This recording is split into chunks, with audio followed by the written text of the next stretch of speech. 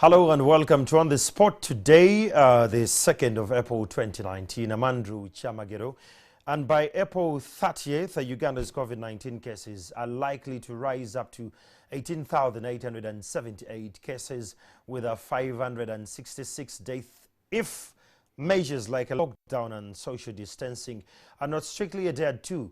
As of today, 45 people have already tested positive, but in stable condition at Mulago and Entebbe Grade B Hospital. But as the health sector battles the virus, the country's economy continues to suffer, with work and public transport under suspension for the 14 days. So how can the country absorb all these challenges at once? Tonight we hosted Dr. Joyce Moriko Kaduchu, the State Minister for Primary Health Care, and Honorable Nandala Mafabi, Chairperson, Public Accounts Committee of Parliament. It's an honor to have you here tonight. I'll start with Honorable. How are you holding up in the ministry? Thank you so much. I think so far we have really tried our best as a country, as a ministry.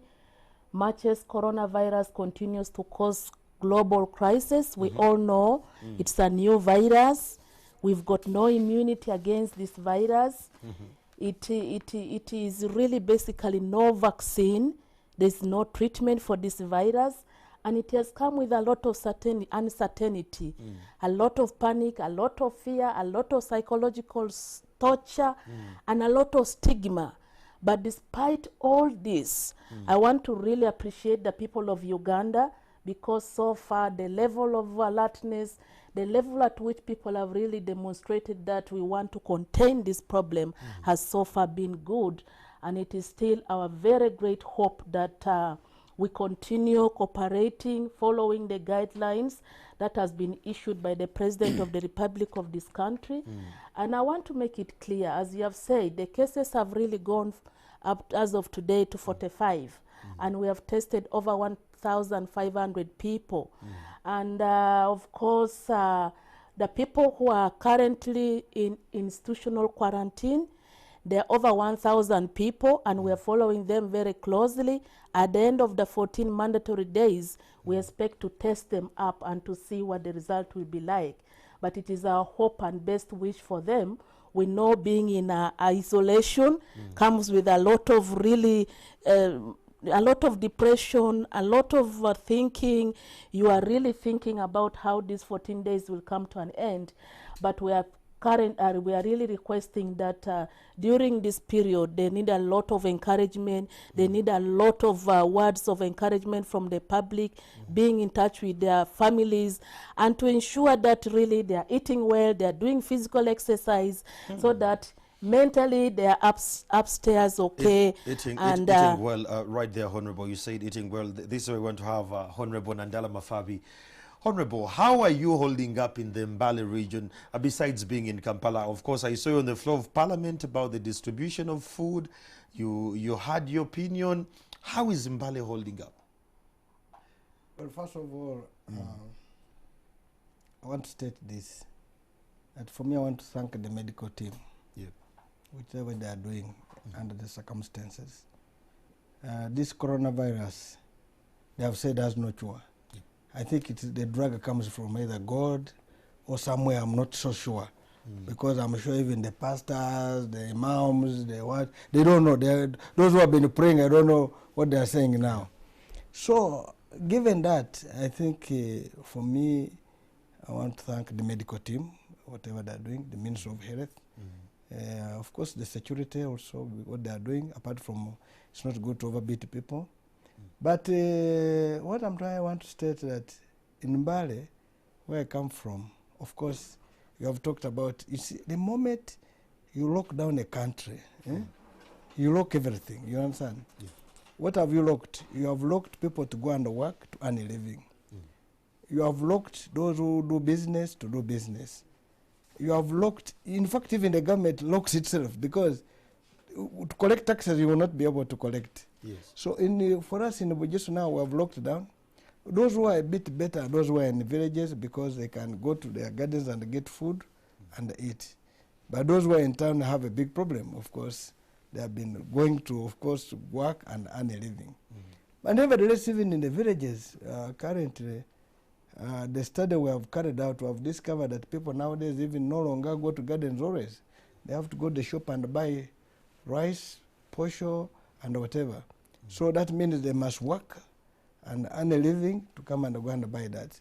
So if they can't work and go and buy that food, then there's a big problem. So all those given have issues. But nevertheless, in such circumstances, of course, everything which comes has the good part of it and the bad part of it. Yes. And definitely in the 14 days, there will be survivors and there will be also losers. Those even in business, even in income, even in life. People may die because if you have nothing to eat, you will die. Of course. You are very sick, you cannot reach the hospital because there's no transport. You will die. Or you go to the hospital, there are no medical staff. You will die. You die. Right there, in your first statements when you're getting into the program, you say that security should not beat people so much. Honorable, do you think security is overstepping the guidelines of the president with regards to the curfew? I think they're overstepping because why do you beat a civilian? You see, if you've not abided by the regulation. The regulation says, okay, it depends where you're coming from. Supposing you have been walking on foot from wherever you are and time has caught up with you, what happens? If you feel that he is wrong, just take him and go and keep him in a police cell or somewhere, or guard him where you are, but don't beat. I don't think that's the right thing because what will you benefit? What does curfew mean? It means we curtail movement of people. Now, when you're curtailing movement, what do you want to achieve? You are saying that when the people are moving, I think are spreading the virus. I think that's what the assumption is. That's the assumption, yes. So if the assumption is they're spreading the virus, then why do you beat him and make him more sick? And then why don't you keep him and say, no, you can't go because you are spreading the virus. Stay here until tomorrow. I think that would be the best. Security says doesn't have enough prisons or cells to actually put all these citizens who are not law-abiding, but because it's a directive that was made, it should be adhered to regardless of where you're coming from. If curfew hours find you in Matuga, pause in Matuga, sleep in Matuga until the following day. Yeah, that's okay, but we'll see what they do. They should create some place. For example, they can create a field where people go and sit until tomorrow morning.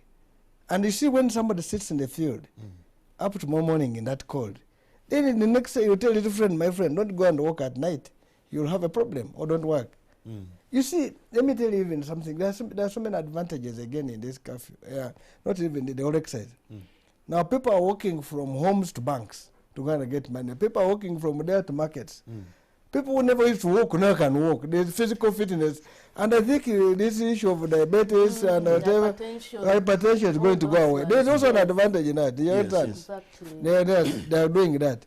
Also now, also have noticed something. You know, if you have known this in that process, people have been going on planes every now and then that they are going for treatment outside the country. All of a sudden, I've not seen any big man or big woman dying. I'm asking where those people have been on the planes every now and then for treatment. And you see that those people have been going out, have been putting a vote of no confidence in our medical system. If a world minister can go out, who am I? That minister is saying, I'm a minister of government of Uganda, but Mulaga is not good. Mbala Hospital is not good. So let him go to India, go to UK. They let the poor ones go and die there. Now God has said he's testing us. Now he said, now I want to find out. We want to see them going. But none of them is dying, my friend. Kaduchi, right there, Honorable. Given that he's saying that now, by God's chance, we have no one actually who is sick.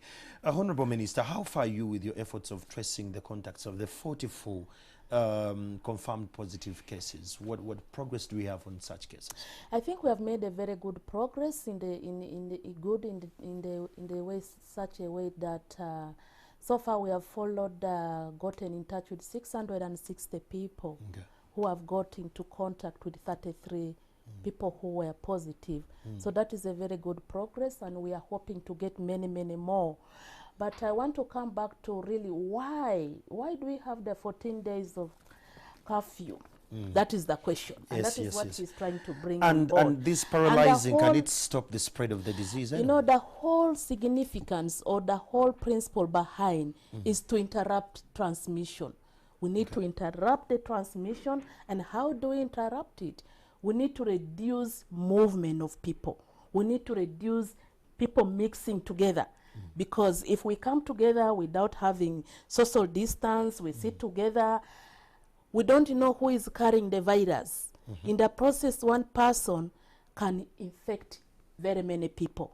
So under that principle of interrupting the transmission, that is how the movements have to be reduced completely. And we have to reduce significantly the way how people mix together. And that is why the whole essence of these 14 days. And for us as the Ministry of Health, we have put a roadmap, put in place measures which are more straight, which are more stronger, to see to it that people who came from the countries, those high-risk countries, including Dubai, and you have heard the Honorable Minister of Health mentioning that we went ahead to look at the travel manifesto up to the 7th of March, to the 22nd. To the 22nd. That means people who travel in between those days, they really have to be followed and looked for aggressively, and they should be checked for coronavirus. And where possible, people who got in touch with the people who are positive, they should also aggressively be looked for. Surveillance is intensified, and all measures we want to do to ensure within these 14 days we produce results for the country, and we give accountability. Right there, about accountability, you requested for 80 billion shillings to support these entire measures you're actually highlighting here. What are your priorities in this work? Of course, this is health matter, but the measures that is being put in place to prevent, to control and mitigate the impact is multi-sectorial. It involves even other sectors. You talk of health, but now hunger is coming in. You talk of health, there are other measures in security, there are issues of transport, there are issues of concerning human resource coming into play. But for us as Ministry of Health, the priority is to see, first of all, we save the lives of our people of Uganda. Saving life is our mandate. We want to see that we prevent the disease from spreading.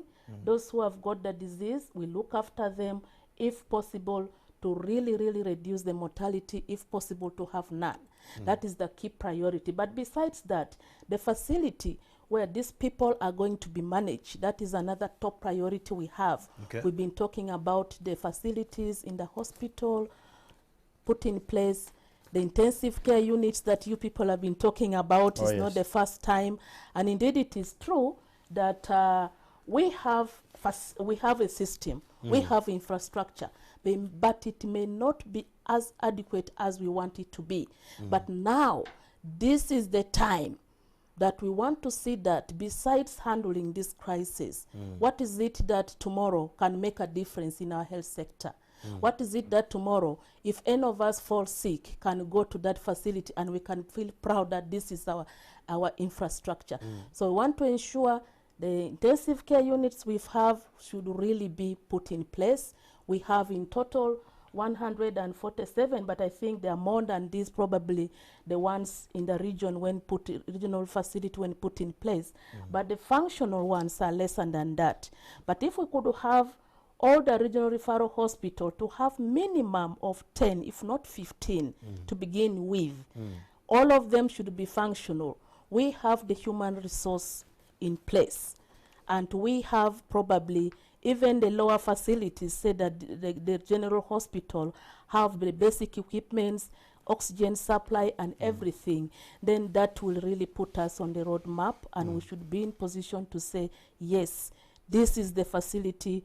Anytime anybody has gone, we know that the cases, 5% can go to ICU. Absolutely. These are the cases we are going to put. But this is not going to take long that we want to put this in place. Already preparations are on way. We have already asked for that money, and of course at the end of it we should show to the people of Uganda, this is what we've done. Much as we are treating these people, at any time they fall sick, this is where they are going. So that is one of the key priority. And the human resource for health. Human resource for health, those are our treasure. We treasure them, we love them. Without them you can't do nothing. So another area that we are working is to, first of all, appreciate the resource that is at hand. We have those ones that in the facilities, they have done very great job. As my brothers just said, they really deserve to be to be appreciated by the members of parliament. Honorable, right there when you talk about appreciation, yes, the health workers have time and again been on the streets holding placards, tramping and saying we need a pay rise. And they have always said, look, we're working under terrible conditions. And we have always said, at one time, someone on record said, if you want to work, we'll find replacements for you. We'll get maybe from the UPDF or from the police. No, that and is we'll not get the way how now, we we're at a handle critical time, Honorable, where you're saying that they've done an incredible job. Honorable Nandala, if we could dive into this, the Honorable has said that we are having referral hospitals, 15, only 15, regardless of the others, could be properly functional.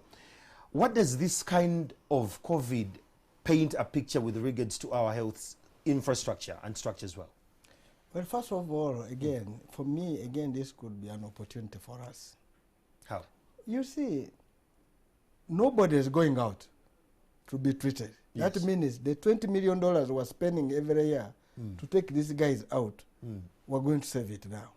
I'm getting it. Because nobody, even if you ask somebody that now want to take you to London, now nobody will claim it. You will be okay. We'll be okay. Now, that shows that we have neglected the health sector. And seriously, nobody can go to work when he's sick. Yes. Even eating food, you cannot eat when you're what? When you're sick. Yes. For me, I'll give you data because I think the minister tends to fear.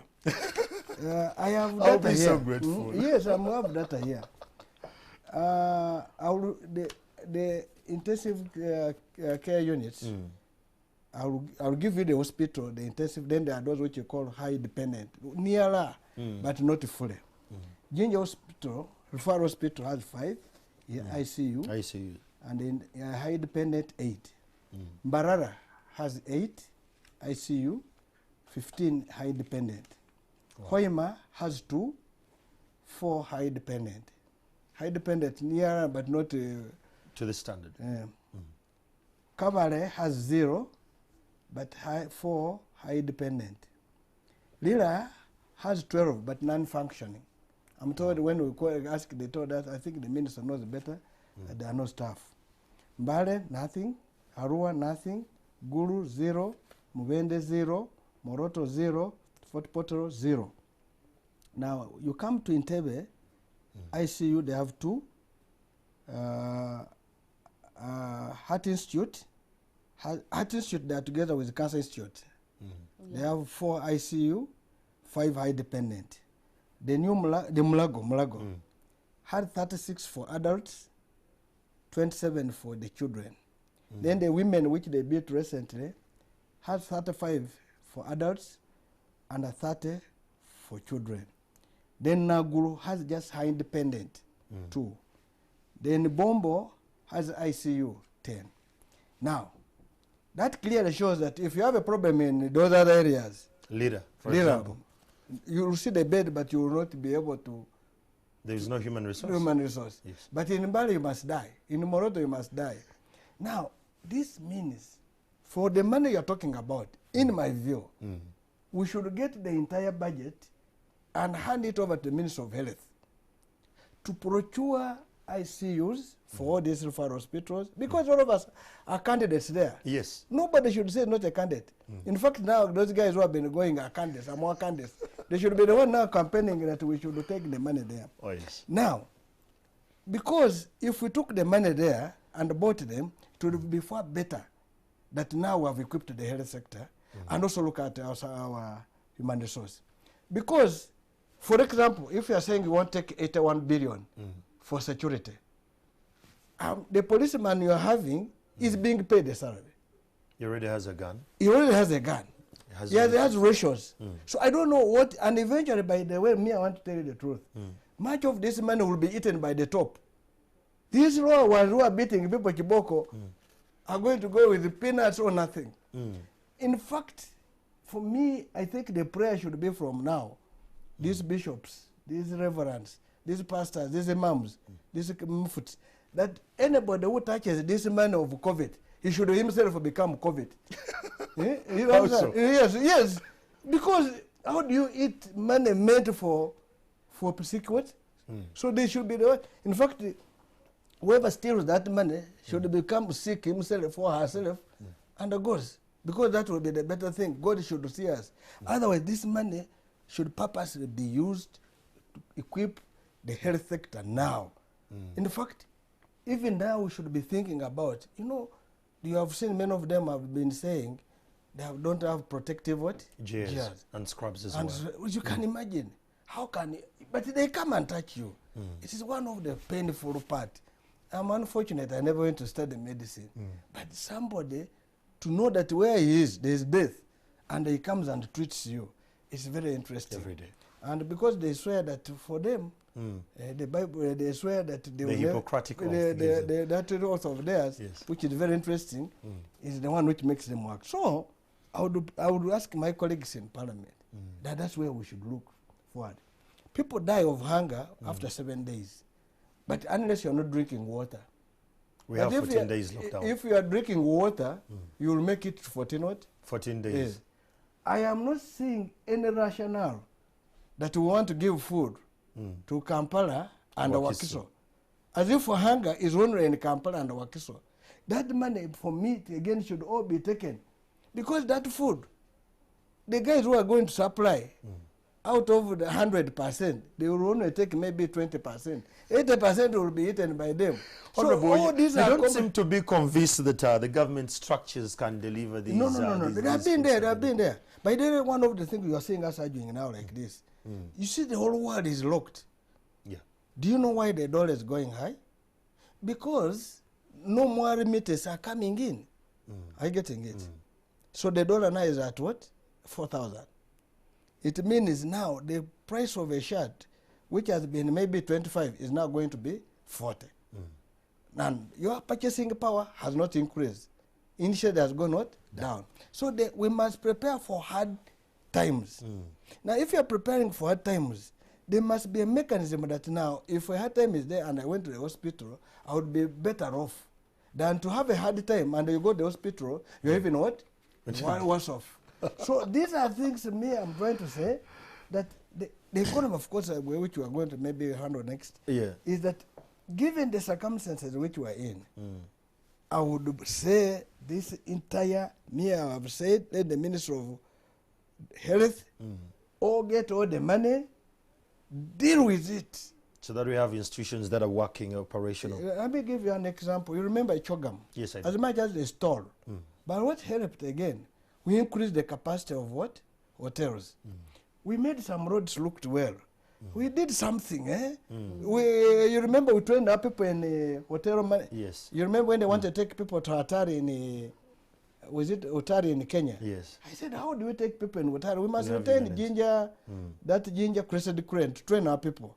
Of course, when people wanted, of course, they wanted to want to make a kill. We are lucky people trained. Now we have Otarians who are also trying to come up who are Ugandans. Initially, we were depending on what?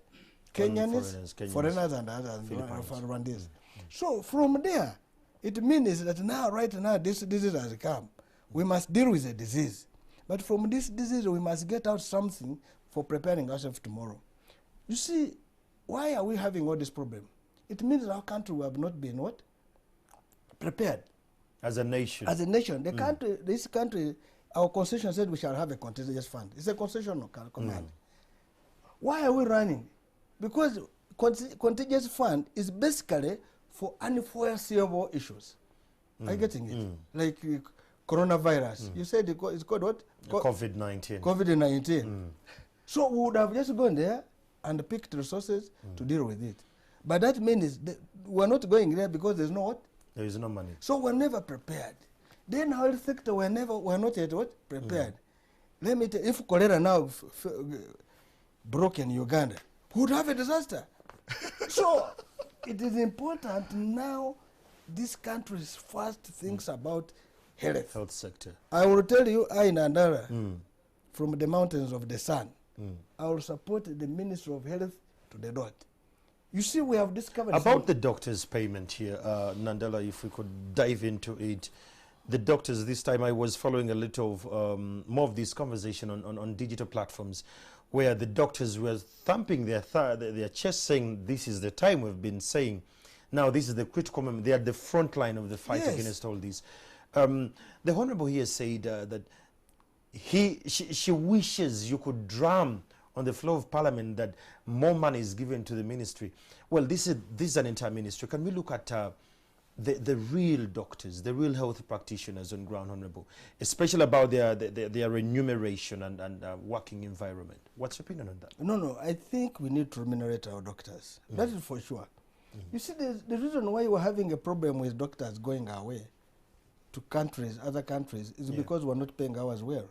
And I can tell you, I don't know when you started, but in my time when I went to Makerere, and those who had been there earlier, if you want to do medicine in East Africa, in fact, I can say Africa was Makerere. Law was Tanzania. Engineering and architecture was Nairobi. I'm giving this. That means Makerere has the capacity to produce the best the best doctors here. Now, if Makerere has the best to produce, even this subsidiary, I call them subsidiary or auxiliary universities, because they also get the brains from Makerere to go and teach there. Of course. So definitely we have the best doctors. By the way, Ugandans are very bright. I won't tell you that. But the payment, Honorable, now, that's why I'm coming. Now, with the problem we have, we pay wrong people and leave the right persons.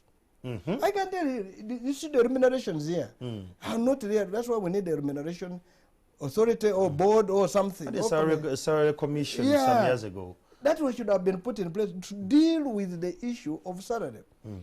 A doctor who is on call, by the way, while for us who are sleeping, doctors are not on call. Yes, true. That they live on their phones. So I'm a person who is sleeping under sleep is just every now and thinking a phone call is coming in. Should be really remunerated. So I think we can pay our doctors, we can pay our nurses. By the way, even the nurses do a great job. Nobody should say that it's only doctors. Without a nurse, you can't do much. Absolutely. And the people who are benefiting in the sector of health are wrong ones. These are the drug suppliers, the dealers. And by the way, there are also a lot of mafias in that ministry. Okay, in the health sector, not in the I won't go into the mafia business. Yeah, but what we're trying to say that they are the ones who make even the budget you have made, which could have been well utilized, it is consumed in a different way. And if we realign our things, we can do better. Let me give an example. Honorable, before you give that very example, I want to throw it to Honorable Kaduchu here before we actually take a break. With all that he has said, I'm sure you've heard the plight of the people on the ground. I'm very happy. You see, I was enjoying when he was Of talking. course, for the very first time, someone from opposition understands the problem that is in the House and amplifies it on a greater perspective. What strategies do we have as ministry? Now, this is an eye-opener. COVID-19 is an eye-opener to the ministry with regards to the manpower, to the human resource. How do we keep them? And, of course, give them much more incentive to stay in That is very true. I want to appreciate what my brother has just said, Honorable. Indeed, it is true. These are the people, the nurses, midwife, doctors, you were born into their hands. You come up, you see life when you come through their hands. You die in their hands. Just imagine, you are sick, you can't go to work, you cannot go to school unless you come back to them. Such people really needs to be treated in a special way, honestly. And he has put it rightly. We probably appreciate other people. We pay where it doesn't matter. Well, everybody matters. But these are people who deal with life. So this is the moment all of us should search our inner souls as a country, as members of parliament, everybody. And look at the health sector. Look at this health workforce. And this is the time we all have to say, enough is enough. Let's try our best to uplift the welfare of the healthcare professionals, including the infrastructure. So that tomorrow, even after post-COVID, everybody say, yes, Uganda stands the outshining country in probably in the entire region. To be honest with you, if you go online, we have personally, I've never seen a Ministry of Health as vibrant as now. The Minister of Health, the Right Honorable Ruth Acheng, when she was addressing the nation, you could tell her mother was addressing. When Honorable Kaduchi was speaking to us, we still feel we have mothers in charge. And of course, we are hoping that we actually sail through this safe and sound. Well, that said, that will take us for a short break, and we'll be back. It's still on the spot on NTV. We'll be back.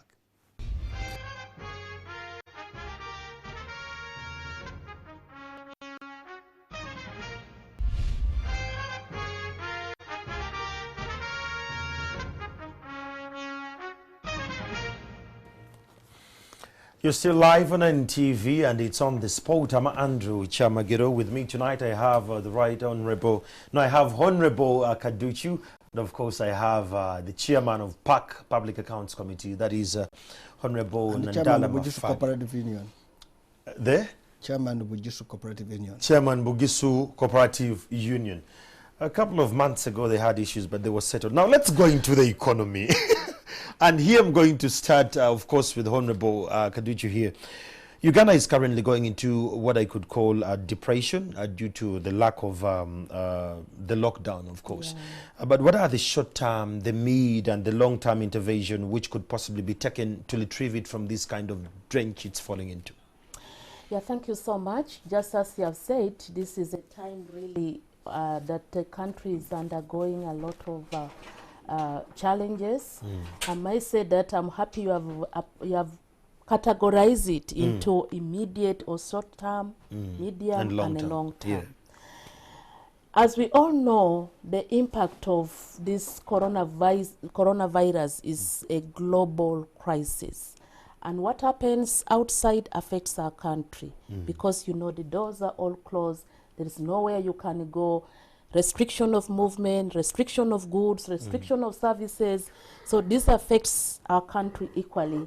So in the short term, as we all know, 2 days back, the Minister of Finance has already tabled to the floor of Parliament some money that is going to get us loan that is going to cushion this impact immediately, because there's a lot that is going on that needs immediate resources to handle it in order to really to try to settle some of these urgent issues, as we've just been talking, in health, in security, in other sectors.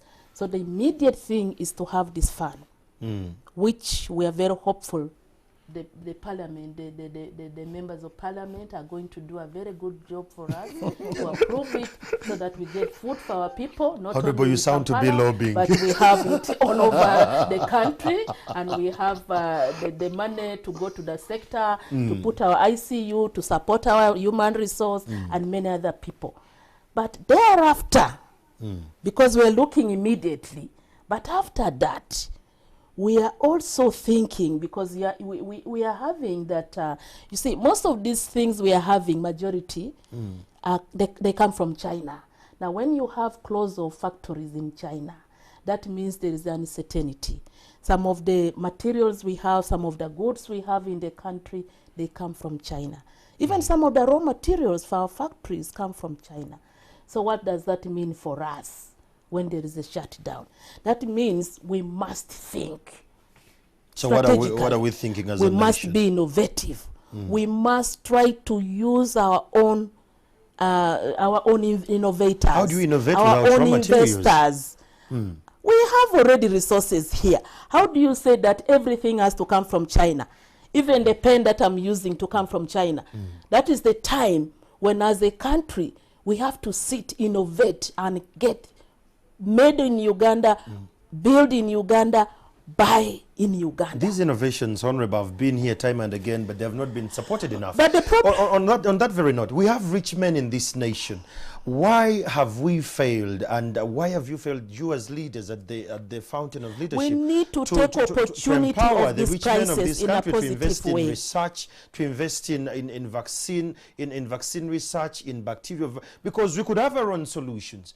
But this is a reflection that we have not supported these innovations in time, and now it's hitting us back. Now you're telling us we're going to innovate, we're going to support this. But we're saying we don't need to blame God, we don't need to blame each other at this point in time. It's an eye-opener, Honorable. We have to use this opportunity. We have to pick everything possible to turn it to our own advantage. Because if we look at it every time, blaming, cursing, throwing blames, we are not going to gain much. But if we turn it around as an opportunity to tap from that and to say, yes, enough is enough. It is time for us, the scientists, has to get down and we innovate our own drugs. We have factories here. We produce our own things. If it needs raw material, how do we get it if the country still is up? If not, what do we have within our country? Go to the business and those who can do the goods that we need in supermarket, the goods that we need is soaps, even the clothes. We can do, probably maybe God has put it, this is the time for us to to put our feet down, to put our hands down, and to do something. I think God is exposing a lot of rot that has been going on in this nation, and we have just been sweeping it under the carpet. I don't think God can be Honorable that Nandala Mafabi, bad. what could be the best solution, mid-term and long-term, in this current crisis we are in? First of all, I want to tell you something. When these people came from the bush, they had 10-point program. Oh. I can't remember, was it 0.4 or 0.5? The integrated That one. we are going to build a self-integrated, self-sustained, self-sustained integrated economy. Which meant that it will deal with that. And President Museveni said, my bed will come from Katwe or Nani, my shoes will come from Bata, from the Heights here, whatever. But I can tell you, we left it. Now, of course, this thing is the whole world. Yeah. But America is not running to Uganda for help. Neither Kenya is it running to Uganda for help. Yes, absolutely. That means every country must be able to sustain what? Themselves. Even this time I see, I've been watching it, I've been smiling. Made in China. This is mostly from China. And yet we have good wood, Yes. which could have made a very good table. I'm sure even the chair was sitting in. Indeed, we left the 10-point program. Otherwise, if we had followed it, because I can tell you, when President Museveni came here with his team, if he told us to carry stones in the head, we would carry. But now if he came with these 35 years, nobody will carry. Because what he promised us has not been done. Because if we had our own factories doing whatever we're supposed to do, we would have no problem. I'll give another one good example. Do you know rice? Yes, I do. You know the best rice comes from Bunyole in eastern Uganda. You have been to Mali. You Yes, that I restaurant. have. Yes, I have. They call it Mbale rice, but it's not ours. It is from Bunyole and Teso there. But people leave that rice and go and buy rice that is sorted from Pakistan, which has a medicine even. You see they have to put preservatives or what. That's the best rice. You leave the organic, you go and eat drugs. That's why people are diabetic, they are having, mention it, because they are not eating the thing. Are you getting it? Yes, I do. But that rice coming here has no tax.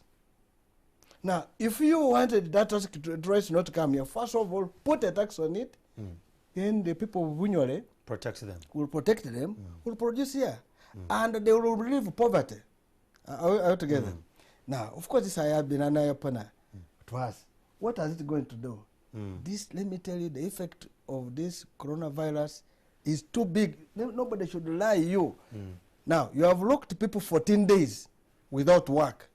3 days they're already complaining. Do you know that now production has gone down? Indeed. And those people to come back to sustain 14 days is not easy. 14 days, if somebody has fallen sick, you go and treat him. It came in 1 day, he fell down. To treat him, to recover, it takes 6 months.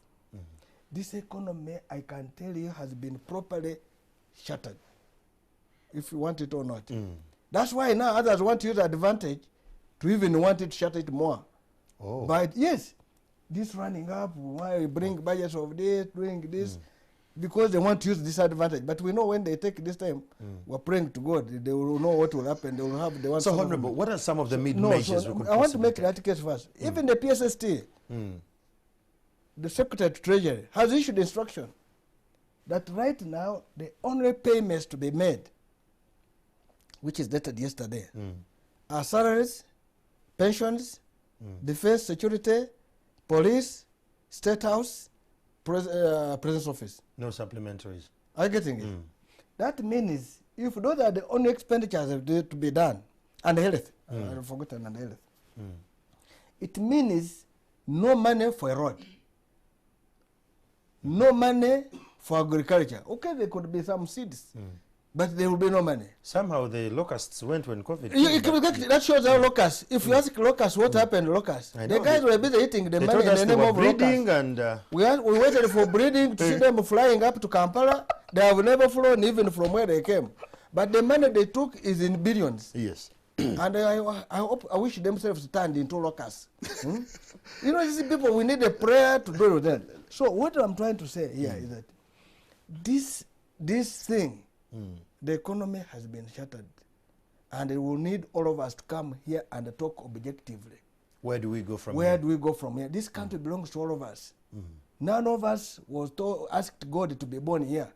We all got ourselves here as Ugandans. And this is only our own country. So as the economy has been shut, that's why you saw everybody was coming to help. You know, when you saw when they were coming, even our people's government was coming to help. But of course, people took it in a bad way. Well, the president explained that rationally. He said that the more people actually convene in multitudes trying to get food and groceries from politicians, they will be spreading. That's okay. You can now change the methods of saying don't come here. You can pack 1, 2, 3 in spaces of 4 meters so that they come and pick and go whatever they can.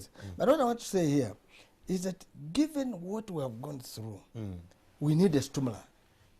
What do you mean by a stimulus? Right now, we have not thought about businessmen. Yeah. You see, the economy moves on business, on production. Now, how do you make a business to come so that you tax? I get it. How do you make people have money so that they consume? You know, when you get money in your pocket, you go and buy sugar. You will pay VAT, you will pay excise duty. Yeah. You take beer, you will pay excise duty, you will pay VAT. You understand? But if you have no money to buy the beer or sugar, it means that means there will be no tax. So how do we stimulate people so that they can consume? How do we stimulate the economy so that they can make money, produce, so that you tax? Now this will mean something to come in. These tax waivers we have been giving to foreigners are wrong, are very wrong. In fact, the ones you gave them where are locked in China. How are they wrong? How do we bring it back now? So no, they are locked there. They will not because no, they get tax incentives. They use them, make money, move. Even maybe they are very interesting. There was a company A now, it becomes company 2. Now it needs new incentives. So but if you gave an incentive to a Ugandan to go and produce, he will take nowhere that money. The money will remain in the economy of what? Of Uganda. Are you getting it? These businessmen, the rich men you are talking about there, these are some of them are not really entrepreneurs. These are some of them who have hit deals once and the government made money. But they are real genuine entrepreneurs in this country. They need only support and they will make it. And the support they will need, first of all, a man will have a good idea, but he doesn't have what? Capital. Yeah. Now, where does he sell his idea? If he took it somebody in these mafias, he takes it as is and takes over. But if government came up with a system that I have my idea and I want my capital, you give me capital, and you know, you give me capital which is maybe at 0 rate, even at negative, because what I'm investing in will create jobs. Over time. Will create taxes, because if I create jobs, I'll be paying taxes, maybe pay as you earn, consumption, VAT, and indirect taxes. Now, the government has not done that. What it has done is now to give incentives basically to foreigners. And that has made the country go down. One day, foreigners will leave, and they are leaving anyway. Because why are they leaving? So, Honorable, all this is lamenting. How do we come out of this ditch? It's not lamenting. It's I'm telling you what should be done. It's not lamenting. If people were really sincere, and we have even argued and said, to do X, Y, we need to do Y. To do this. You understand? Yes. We give them even. As I'm speaking, I'm saying, if you want, there are people who can be good investors in this country. They need to be empowered. To be empowered. That I've given you the reason and the plan. If you went by it, it is possible. Instead of creating people who are looking for deals, lines, you know,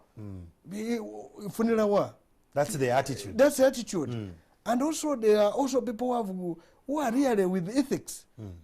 We can, that one, these are not like others who are really doing things unethical. There are those with ethics. So it is important that government comes in, by this thing here now, helps government to come down and say, we are now more or less at zero. How do we begin? How do we move? We don't want this rate to go, the economy is growing. Nobody should lie, the economy is growing. In fact, our economy now, anybody who will come and say it is growing at 1% will be lying. It's either at zero or negative. From a cooperative perspective, yes, can we use that as our springboard to get back to normal from the grassroots? Cooperative by day, you don't know. That's why I think it was a mistake for government to have destroyed cooperatives. Cooperatives is the English. There's no country in this world which has ever developed without cooperatives. That's why there's a cooperative bank in the UK, cooperative bank in America, cooperative bank in India. But here we have nothing. We have now made a law that we need to need a cooperative bank, but nobody has moved since the law we made it. The reason is that when people become collective, collectively, they will have first of all collective bargaining power, and when they make money, they will not all of them use it. Some they will save, which saving will be, money will be available for those entrepreneurs can use to develop capital. If I have money in on my account, I'm not using it. You need it. Yes. That's where you pick. But if I don't have, you don't have, you have a problem. So cooperatives is the only way to move. And well, by the way, these cooperatives were built on regional basis with everybody having a cash crop. There were those for cotton, there were those for vegetables. Even these vegetables, by the way, when you see flowers, and they were there in the cupboard there, you saw it. It was the wrong thing. There were those for milk, there were those for coffee. So it is important that we go back. It is wrong for us to do cooperatives from the top. You have seen the circles. Yeah. You don't start from the top. The moment you start from the top and say, you organize yourself in a group of 30, there's money. They organize today, they pick the money, they disintegrate it tomorrow. But if they came down from themselves, you get them and push them. It is better. It is the best way to move. But not people to form cooperative expecting from money from above. It is wrong. Well, there you have it. Honorable Kaduchu, I think he explained it more from the grassroots level. Now, some are suggesting the use of interest loan with regards to loan repayment, which the World Bank actually suspended in this period to solve some challenges. Do you agree with this approach from the World Bank approach to suspend all loan interest rates? Like, let's first pause, let's first go through all these as nations, and then we can come back to this later. I want to make a correction, not interest repayment, interest. Yes. Even a loan repayment. Yes. They have suspended, first they will not charge interest, but also they have suspended if the loan repayment was due, you're not going to pay. Wow. For now. Until when we're done with this? Yeah, it may take even 2 years. This is not a simple thing. But this is a global problem. It's really a global crisis that is not only Uganda going through, but the whole world. And therefore, first of all, we do not know when this is coming to an end. And as we speak also this, we talk about the 14 days. It depends on when we really handle this period quite well. When we follow critically the guidelines and we try to interrupt with the transmission so that we do not get quite many cases, we do not get quite many people with the contact. So in the same vein, the crisis that is going in the globe is the same crisis which is here. So I don't think that whatever they think strategically for the whole world, Uganda can be exceptional. So the president in his address, the very latest one that was this week, he was not categorically clear about this. He said he will have a discussion with the Bank of Uganda and the banks that the CBR could possibly go down. But he has not come out strongly to give us what's the way forward about this. I think he made it clear that he's still making consultation and he's going to have discussion. And some of these things you don't need to rush. Because even some of the decisions he's been taking, he has been making a lot of consultation. He's been consulting people scientifically based on really the science of the disease and probably the epidemiological point of view. So he based on very many factors. Likewise, we give him time to do that consultation. and strategically to look into it so that when he comes up, he make a concrete decision that will benefit the people of Uganda. Otherwise, we are all really... At a standstill. Yeah, we are all really, we'll all feel for this. Honorable Nandala, many landlords are quiet. They're just waiting for that moment where the president is going to speak about this, especially the loans. We have what we call the loan sharks in the city center, even in the country, where they are known, you default on the loan, it will take your property. So people who have actually gotten loans from these banks and these individuals are scared. The state has not come out rightly to say anything about this. With the World Bank approach, do you think it could possibly No, apply? I think the state has to come out clear on that. Why?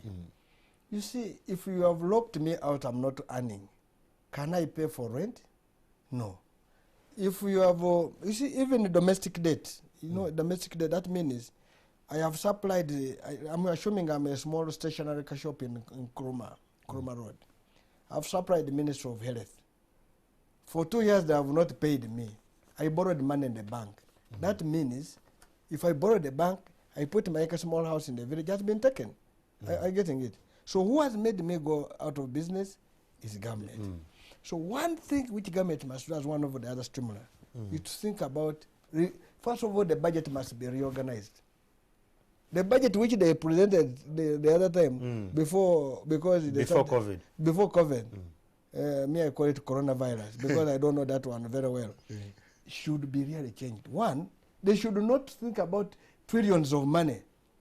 They should now cut. You see, the problem is to cut. You must cut a coat according to the cloth you have.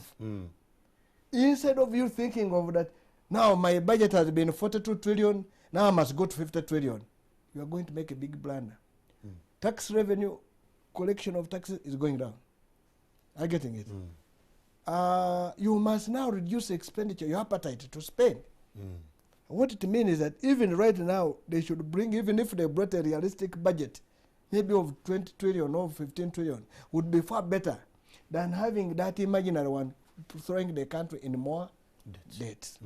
Secondly, if you pay domestic debts, that means you pay all these poor people, all these small suppliers in government.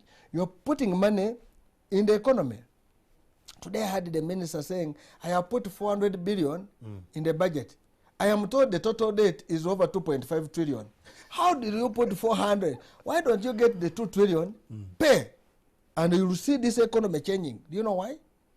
If you have paid me money, 100 million, I will think, say, let me put 20 million in my business, 80 million I go and build a house. Cement makes money, the builder also gets money, and you can see, are getting it?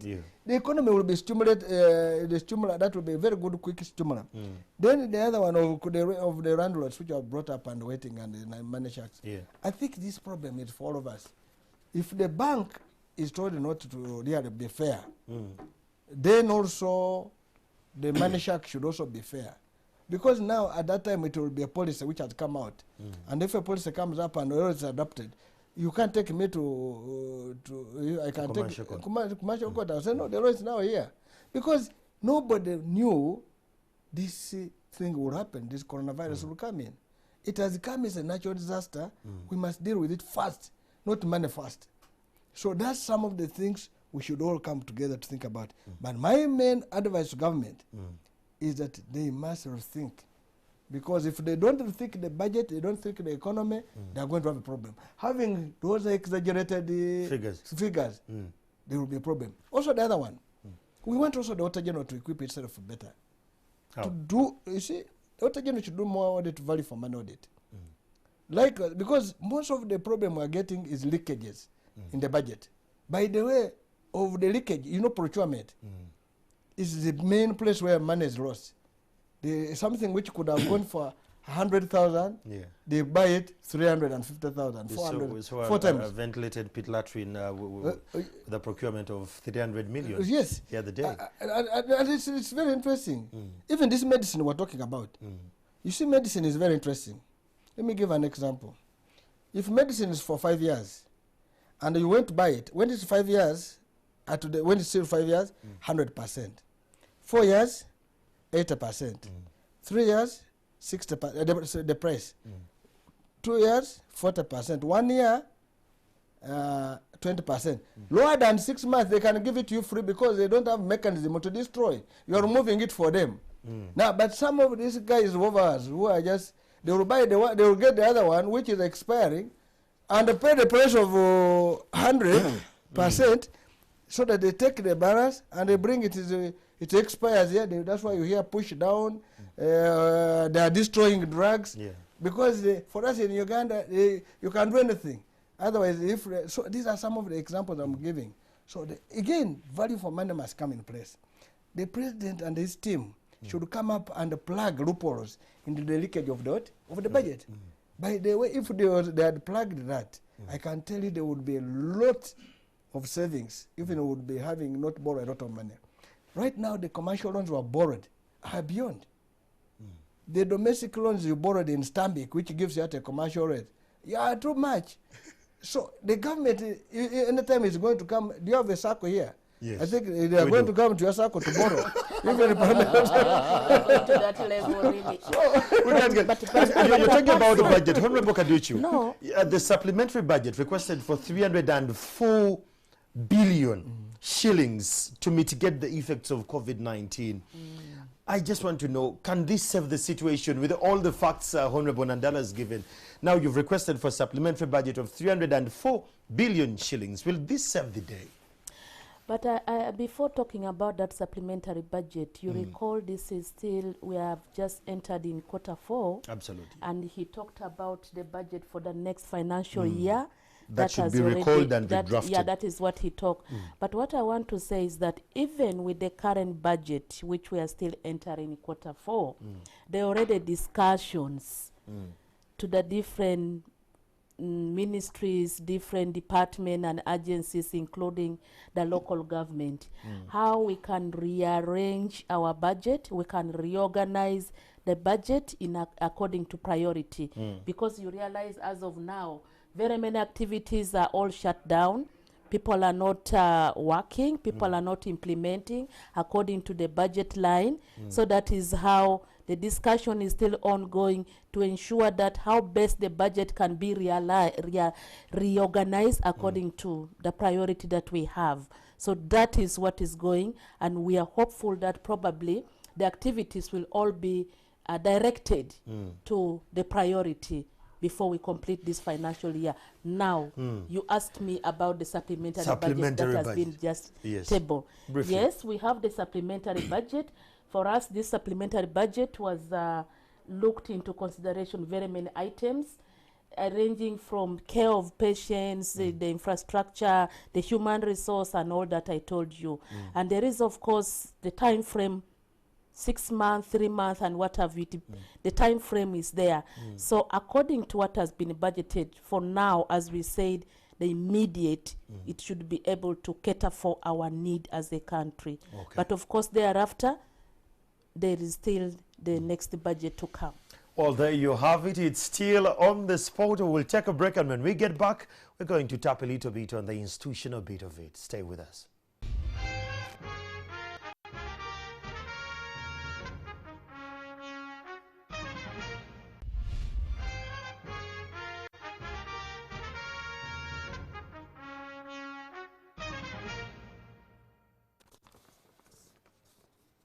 Thanks for being with us. It's on the spot, and of course this conversation is on Twitter and of course on our different platforms. Be a part of this conversation. In a few minutes from now, I'm going to be reading some of your questions you'd like to pose to the two honorables with me tonight.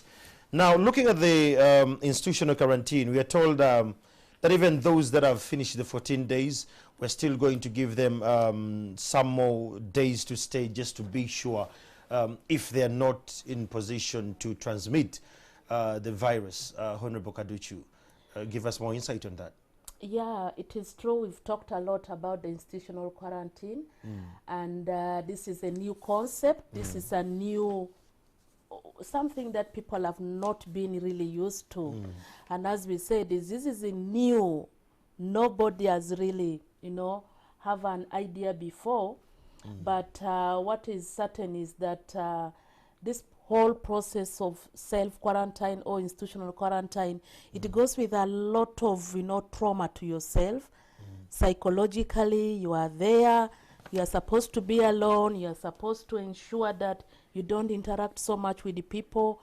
But then at the end of it all, what is important is that at this point in time, you are not yet known whether you have the infection or not.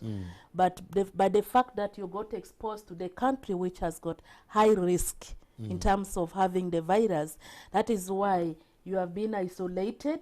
Stay here. We do not want to take risk to probably get you into the community. We want you to be alone until after these days, then we test you. Indeed, it is true.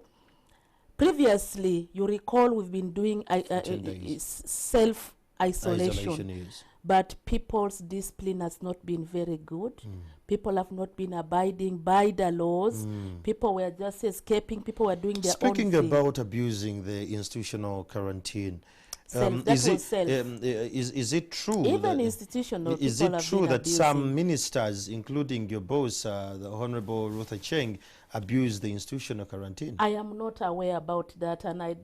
But have you heard that some MPs and ministers abused this? I'm not aware about it. Oh, wow. Probably you need to discuss with those specific MPs and those specific ministers. But you're on the ground. Let's talk about it. Okay, let's talk about the institutional quarantine. Point of view. Absolutely. But these are facts. We've been having people on institutional quarantine. And despite all that, some have been escaping. You heard about the story in Igulu. You heard about the stories in other parts of the country where they ran away. So the point is that this incubation period is said to be from 1 to 14 days, but on average can be 5. But as we say, this is a new disease. The scientists are studying the structure. They're studying about how exactly is this disease being treated, the vaccine and what have you. So we don't want to take chances, given the fact that if you have somebody for today in the parliament it was raised, somebody completed 14 days, was tested negative, went to the community, after some time tested positive. The only thing is that we needed to confirm whether that test was done in Uganda Viral Research Institute or it was done elsewhere. But otherwise, we want to be very certain this person has stayed for 14 days. At the end of it, faithfully, we have tested, is negative, but let's give a little bit of allowance to make sure when we send this person to the community, we are very certain is negative, really negative for real. Well, thank you so much, that is the whole rationale. Those are the additional days of staying in the quarantine. Yes, but before, we have to test. The most important is also to test before they go back. Okay. Yeah. Well, a couple of Ugandans out there would like to pose a couple of questions to you, of course, about this. Kindly give us a call, but while you're giving us a call, again, stay away from your TV set or reduce the volume to the 0, and then you can give us a call. The call is on the screen. The number is on the screen. Give us a call, and then you tell us your name and where you're calling from and your question. NTV, hello? Hello? Yes, your name? Hello? Yes, hello, we can hear you. Your name and where you're calling from? Michael. Michael from? Yes. About what Mr. Nanda Mafadi was saying about using domestic debt as a stimulus for the economy. Understand why they find it hard to pay people because if someone has supplied, like you were saying about more people supply goods and then they wait for 3 years. Why is it hard for the Ugandan government to pay people they have supplied? Thank you. Because that's why the economy is not working. Thank you, Michael. Thank you, Michael. That is Michael. It will deal with domestic loans. Another caller. Hello, NTV? Yes, hello? Hello? Hello, how are you? I'm fine. Your name and where you're calling from? I'm calling from Uganda. I'm Daniel. Okay. I don't have so much question to ask you. But now we're in a place where you need advice. We have another pastor he's a senior in accounting. He knows all the budgets that has been requirements for so long. This is the time they have to put as far as look at every sector which is going to be affected, especially how the economy is going to develop, how they are going to handle the education system. Secondly, on the local issue, we have problems with recession. Then people care themselves started going to be quarantined. That's why you see others in parliament here going to quarantine.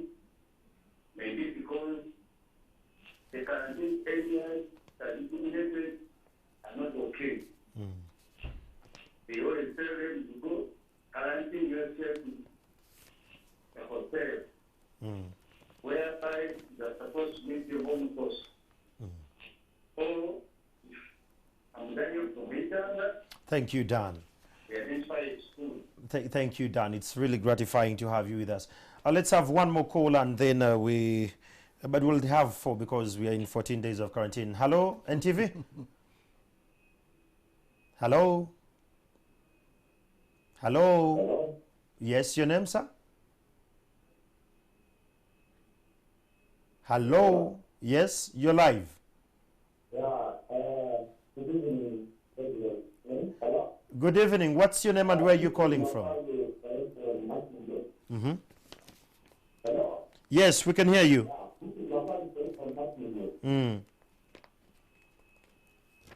Carry on. Oh, I think we lost someone from Machinje there. But well, if I could have one last caller and then we... Hello? Hello? Yes, you're live on NTV. What's your name? My name is Wilfred Semererwa, the chairman of Cooperative from Kabese. Okay, Wilfred. What's your question? My question is, we have enough tests along the borders, based on the borders, so close to Uganda, Okay. so from Rwanda, so from Congo, from Ghana and Kenya, apart from Nigeria. Thank you so much. You're welcome. Well, testing kits? yeah, he's Wilfred from Kasese. His question was about the testing areas, the hubs. You call them the hubs in your bid. I think we can start with that one with regards to the other border points. Do we have, apart from Entebbe, because that was his question, because it's Entebbe the Virus Research Institute to confirm that you're negative or positive. So he's asking whether we have other testing facilities apart from the Uganda Viral Research Institute. Yes. Yes. Wilfred Yes, from Wilfred. From Kasese. From Kasese, thanks for your call. You want to know whether we have other testing facilities. I want to say that no. For now, we do have only one. That is the Uganda Viral Research Institute, because the kind of test that we do is a gold standard confirmatory test, which has been approved by World Health Organization. Okay. This is being done international. So this test is called PCR because it tests for the presence of the virus in your body. It doesn't test for antibody like the strips, but it tests for the presence of the virus. And the facility that we have in Entebbe has got the capacity is big. It can go up to 450 samples per day, close to 500. So it can run so many samples. And we get these samples all over the country. Not only here in Kampala, we can pick from those border points he's talking about, and we send them through those network that we've put to come up to Entebbe. And of course, we try as much as possible to take very little time from the time you pick the sample to time when it is brought in Entebbe. What I want to tell you, Wilfred, is that our hope is to have the testing strip, which is the antibody, but then this has not been validated by World Health Organization. We are not yet certain of the sensitivity. We are not certain if it is specific to COVID-19. So it may not give us a very good, accurate result until when WHO has approved it, has validated that, then we can round it all over the country. Of course, Honorable, under the fear of quarantine, the reason why some people fear to actually be in the institutional quarantine, the stigma that comes with it, Yeah, that was asked by Daniel from Uganda. Daniel, yes, you ask about the quarantine, that people are fearing to go there because maybe the facility is not good, maybe it is not as they may expect. The president said that they can actually now have schools, now that schools are not running. Yeah, that is true. Because one thing is that you're not going to be there permanent. You are just there for 14 days, and the essence is to make you really not to stay alone, not to mix so much with the rest of the people, to be alone, to have the time, and after that period of time you can go. But the most important is during that time, you know that you have to practice the face mask, hygiene, and you make sure the rooms are disinfected, and you keep also physically fit. You eat well, and psychologically you keep upright, so that when you come out, you know you are strong enough. But in the event that we've really tried our best, we've tried to provide the facility for our people within all this time. But because you talk of over 1,000 people. That's a big number. Yes, that's a big number. We've tried our best. But in the event that some of the people are not contented with the facility where we put them, I want to say yes, probably. I just say sorry, otherwise we have tried our best. But some people may want the best out of it. Absolutely. But we thought that is what we could have really provide at this particular time that we really work need to within the handle mega means we have. Precisely. Honorable Nandala, Daniel in Uganda still hinted about something with regards to review of the budget. You've been on very many committees, budget reviews. Have you tried to give these insights to the powers that be, and possibly what has failed along the way? No, we have. And I want, first of all, before I deal with that, I think, Madam Minister, I think again we need maybe to give you enough resources. You know, testing could be, let us do at least a test in Mbale or Gulu, and then we get a confirmatory test later. Are you getting us? Because if you are going to, to get a sample from Mbale to Kampala, to Entebbe takes 5 hours. Now, it is also very expensive. Let us get something to be done. To get it from Arua, 8 hours. You are very right. What I did not talk about is the gene expert machines, which we have in all the regional hospitals. We have in Mbale, we have in Arua, we have in Ikabale, we have in all the regional hospitals. And this is what we are trying to work out. It also uses PCR. So we are trying to work out to ensure that if we can, the next move, if all goes well, we should be able to use the gene expert machines, which are being used for testing TB. It uses also PCR, the same similar principle. So if that works well, we should be able to test across the region. But otherwise, we do not want to get results which is not accurate when the strip is not yet validated. If WHO had validated it, by now we should be carrying it all over. Okay. Yeah. Okay, what I'm trying to put up is that first, okay, the test is fine. And after the 14 days, I think again, this is a personal, my advice. Make sure that after us finishing 14 days, you don't have to leave the borders open, so that again people come and you quarantine us again for 14 days. For 14 days. I think there must be a mechanism that after members, Ugandans finishing the 14 days, there must be a mechanism that those outsiders should not come and join them until it has been declared in the world that now it is a COVID-free, coronavirus-free. Having said that, of course, quarantine 14 days. I think 14 members the Ugandans have agreed in one or the other, because we need to be safe. Yeah. The only thing is the hunger and whatever, but we should really find out, mitigate it, and maybe those who have should share with those who don't have. Those who have been, they're not allowed to share because no, they can't do. They can money but can be those shared. who can afford, they can actually afford the hotels. They can afford the food. Oh, yeah, sure. Yeah, From the village so level, that is what he's saying. Those who can afford can pay for the hotel and the meals. The meals. But also, stigma. I want to also tell people that it doesn't kill you, and the only problem why people are dying, some of them are assuming when you get it, you'll die. You die, yes. There are mechanisms, maybe your body is fighting it until you become what? Better. Yeah. But 80%, according to science, 80% of people who get this virus, they present with mild or moderate or asymptomatic, and oftentimes they recover. That's what I'm trying to say. That's a very good hope. Yeah, that's what I'm saying. They should have hope. Don't, you know, the problem is that, you see, if you say they are stigmatized, it is us who are causing it, maybe, but also they shouldn't, because you recall even when HIV was here in the earlier stages, there was stigma, but now I think people have learned to live with it. But what I want to tell the people that and this that's why is... we should fight the issue of stigma among the community. We should not abandon them. I think we should visit them. We should find a mechanism so that they are also like they are our people, and also give them hope that they'll be fine. Now, having said those, Daniel, they talked about the budget. Yes, the budget we do it. Right now, the budget which we're going to pass, according to Parliament, must be passed by next week, I think, which has, of course, problems. But the supplementary is the one we must pass on Tuesday, I think. But the argument will be there. And this, we must look at each thing as, is this a necessity? Critical, is it priority? Why don't we shift this money to means of what? Health. For us, some of us are saying, no, if we need that money, 300 billion, let health go and buy whatever it can buy with it.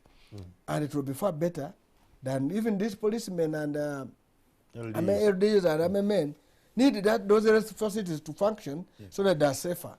So that they can have now energy to beat people better, but otherwise they can do that. Why beat people? So now that one we shall scrutinize. Then also the main budget which you're talking about, which will start, and of course the one which, as the minister said, Minister of Health, the PS have ST has issued a circular of realigning everything. That is only those things I mentioned: the salaries, pension, health, security, which are State House, President, which are now what? Critical. The remaining are not. They are not a priority. So it means all the money will be shifted from here to deal with that because of the what? The coronavirus. So therefore, if it's going to be done, that means everything has to come back again to the drawing board. And I want to also, again, this was another time where again, these entities must come. That's why we're saying it is important now, again, the Minister of Finance next week to come up and say, we are trying to do X, Y in this budget. Because you cannot hold people in that they never performed according to the budget you passed, yet it was changed midway. So Daniel, we do it, we give our advice, whether you take it or not, but the most important, we shall always what? Give. Michael, yes, unless you supply the air, then you can hold on for 3 years. But if you got your own hard-earned money, and you supplied a ministry of any ministry for goods worth 100 million, if your profit was 2 million, I'm just giving an example, for 2 years, you already finished. For 3 years, you are gone. Are you getting it? So what we're trying to say that domestic areas should be paid in full. And those are domestic areas. I am happy, by the way, I must say this. The Secretary to Treasury had to engage Ernst and Young. Of course, some people were not agreeing. To do an audit, re-audit the domestic debt. The report I saw, they had already so far saved about 1.7 trillion. Wow. That's very good. Now, that's where we bring a question. I'm not saying the Auditor General as a person is a problem. But the institution. There are guys in that Auditor General office who are doing wrong things to the institution. And Auditor General has agreed that he is going to now whip. The internal audit is also an issue. Again, the accountant is an issue. The Auditor. So all these people, but we're saying you must put your house in order. Now, from the experience we have seen that when the Secretary to Treasury made this proclamation and took this for auditing Ernst and Young, there's already a saving of 1.7 trillion. Sanity came back. It clearly shows that the process had been cleared, again wrongly, and with the people knowing. There are people who knew that is what? There was an error. It's like now the issue of Southern Sudan. These traders.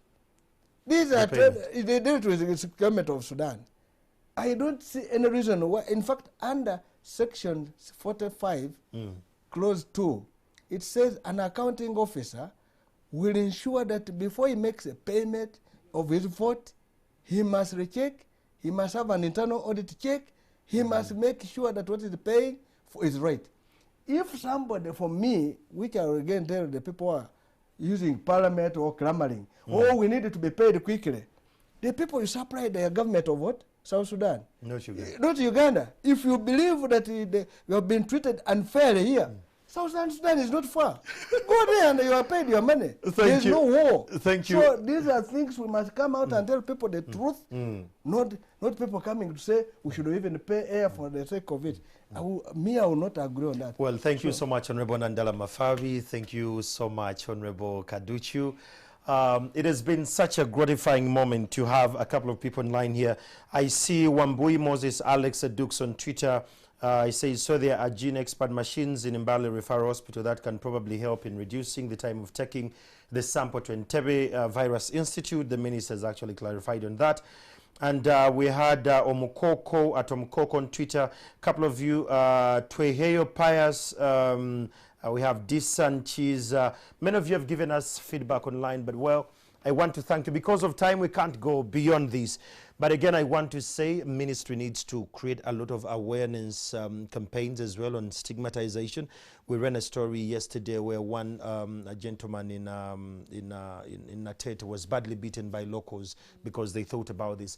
So to Ugandans, I will still say let's not stigmatize people who are COVID positive, but let's stay home, let's practice hygiene, social distancing, and above all, it's not a total lockdown, it's partial. So you can wake up in the morning, you do your exercise, you run around, you walk, and then you get back into your home. But please don't drive if you're not meant to drive, if you're not insatiable. From NTV team, yes. The minister wants to say something about the violence before we send it? Yeah, because when people are together the whole day, we want to talk about the violence at home. No, you become friends. You become friends. They're staying at home. No. You capture on the time you have been missing. I hope people will become more friendly and become more enemies. Well, there you have it. Let's become more friendly. You start beating one another as opposed to loving one another. Yes. But also, you talk about the trauma and the stigma among the people with the infection. Yes. But our appeal is also, you know, this disease comes with psychological trauma. Absolutely, and a lot of fear, a lot of panic. So sometimes it is that psychological trauma that may kill you, not even the virus. Not the real disease. But the good news, sincerely, this virus, people recover from it. So we want to ask the public, please, these are our people. Even if they have the virus, let's us all together show them love. Absolutely. Well, from the NTV on the sport team and the rest of the countrymen, those who have been watching us here and of course in the diaspora, we want to thank you so much. Let's practice the guidelines from the Ministry of Health, and please, if you have a sticker and it's on your car and you're stopped by security agencies, please stop, answer the questions, and then you move forward. Everyone is stressed, like the minister said earlier on, but we can only work hand in hand. Have a lovely night. I'm Andrew Chamagero. Good to see you again.